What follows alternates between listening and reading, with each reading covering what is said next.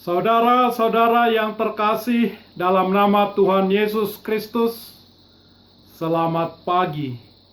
Dimanapun Anda berada pagi ini, mari kita beribadah sejenak. Marilah kita menyanyi Bukwende HKBP nomor 261 ayat 1.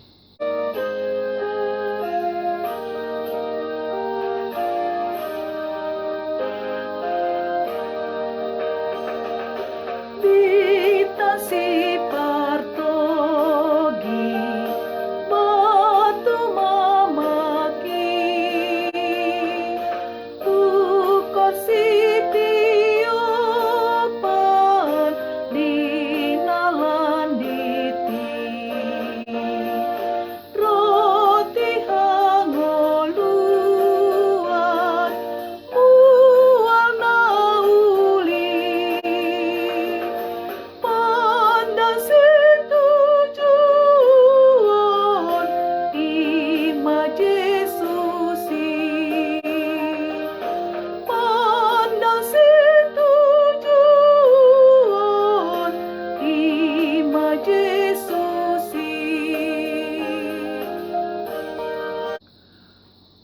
Kasih karunia dan damai sejahtera dari Allah Bapa dan dari Kristus Yesus Tuhan kita menyertai saudara-saudara. Amin. Saudara-saudara yang terkasih, renungan harian Jumat 7 Agustus 2020 dari kitab Injil Yohanes pasal 6 ayat 35 mengatakan, kata Yesus kepada mereka, "Akulah roti hidup. Barang siapa datang kepadaku, ia tidak akan lapar lagi." Dalam bahasa Batak Toba mengatakan, "Dungi nina Yesus ma madokna sida, audo roti hangoluani. Sadok na somalebe manangise naung rotuau. Jala na sotupabe mauas manangise na porsea diau." Demikian firman Tuhan. Saudara-saudara, pada peristiwa keluarnya orang Israel dari Mesir menuju tanah perjanjian, tanah Kanaan, menurut mereka hanya Musalah yang dapat mereka terima sebagai utusan Tuhan, karena Musa memberi mereka makan mana dan makan daging. Karena Musa memberi nenek moyang mereka makan mana dan makan daging, Musa mampu membuat mujizat, yakni memberi makan ribuan orang dengan roti surga yang disebut manna. Musa diterima dan diakui sebagai utusan Allah yang membebaskan nenek moyang mereka karena adanya pembuktian melalui roti surga dan manna. Karena ada pembuktian oleh roti surga yang disebut manna, mereka tidak menerima Yesus sebagai utusan Allah. Bahkan mereka menggugat Yesus dan bertanya, pekerjaan mana yang Yesus lakukan untuk membuktikan ucapannya? Yesus tidak membuktikan apapun, sementara Musa telah terbukti memberi nenek moyang Israel makan manna. Sebenarnya, roti manna bukan sebagai hasil pekerjaan Musa, sehingga itu membuktikan bahwa ia utusan Allah. Musa memang utusan Allah, tetapi bukan karena ia memberi manna bagi Israel. Sebab Tuhanlah yang memberikan roti manna tersebut. Roti manna pemberian Tuhan disebut roti dari surga. Tetapi roti yang benar dari surga bukanlah roti yang dimakan oleh nenek moyang mereka. Sebab roti yang dimakan oleh nenek moyang mereka itu hanya memberi kenyang sesaat. Sedangkan roti yang sesungguhnya yang benar datang dari surga akan dinikmati oleh semua orang dan bukan hanya dinikmati oleh nenek moyang Israel saja. Dan selanjutnya, roti itu memberi kehidupan yang kekal. Mendengar penjelasan Yesus itu, orang banyak menjadi sangat penasaran dan ingin menikmati roti yang Yesus maksudkan.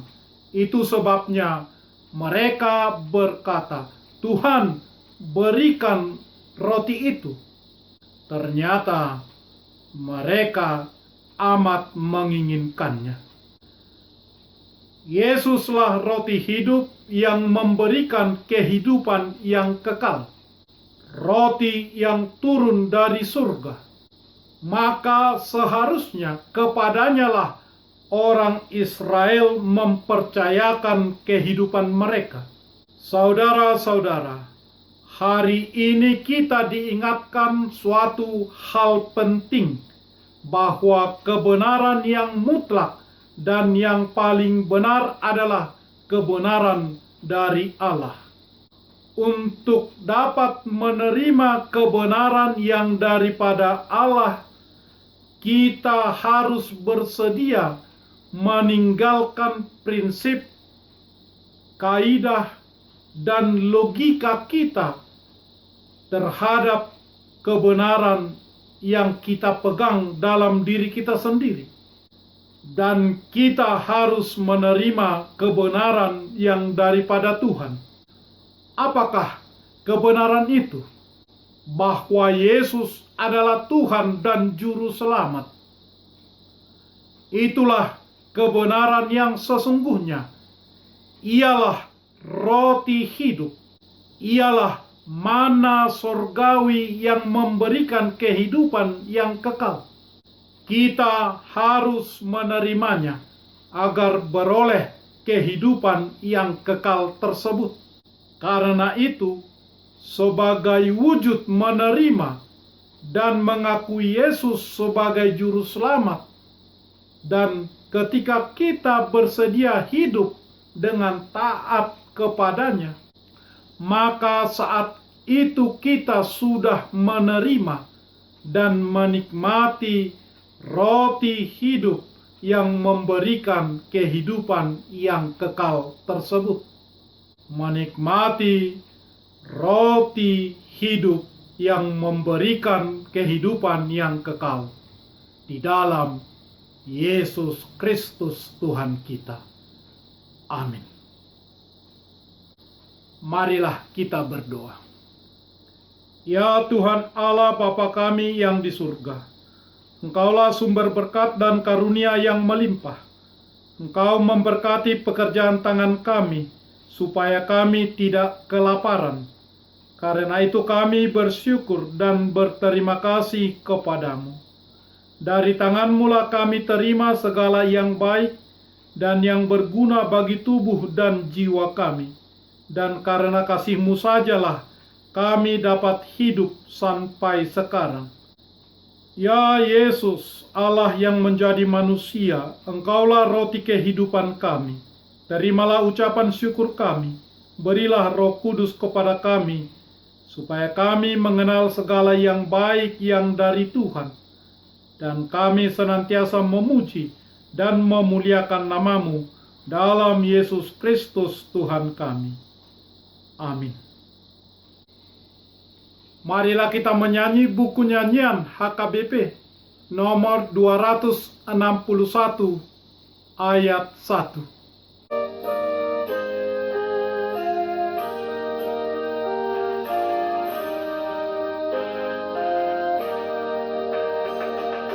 Bintang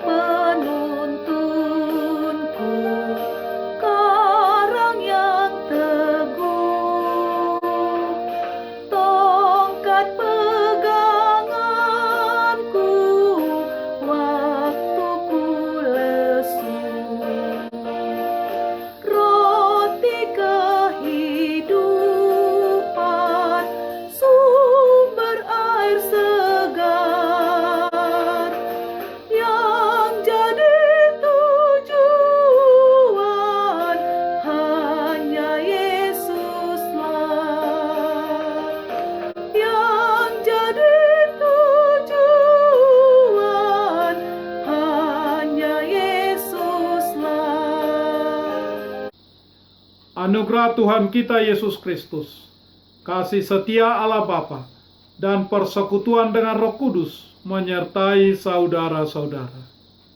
Amin.